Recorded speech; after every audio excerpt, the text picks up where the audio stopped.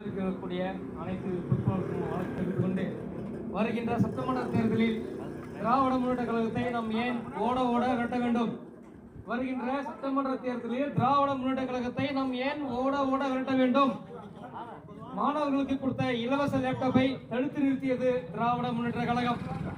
பெண்களுக்கு இருக்கக்கூடிய ஏழை பெண்களுக்கு வழங்கக்கூடிய தாலிக்கு தங்கத்தை முடக்கியது திராவிட முன்னேற்ற கழகம். மாணவர்களுக்கு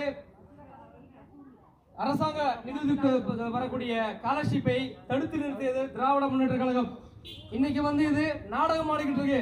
எங்களுக்கு ஒரு வாய்ப்பு தாருங்கள், நாங்கள் மீண்டும் ஆட்சிக்கு வந்தால் நல்லாட்சி தருவோம். நீங்க எல்லாம் தெரிஞ்சுங்க, திமுக ஆட்சி வந்த பிறகு தின்ற சோத்துல மண்ணள்ளி போட்டது இந்த திராவிட முன்னேற்ற கழகம்.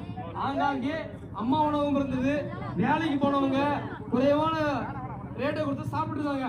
இந்த திராவிட முன்னேற்ற கழகம் பழி வாங்குற அப்படி சொல்லிட்டு அரசியல்வாதிகளை பழி வாங்காமல் சாப்பிடுற சாப்பாட்டுல சோத்துல மண்ணள்ளி போட்டது இந்த திமுக. இந்த திமுக மீண்டும் ஆட்சிக்கு வந்ததுன்னா இந்த மக்கள் சுடுகாடுவாங்க, இந்த மக்கள் நரக வேதனை அனுபவிப்பாங்க.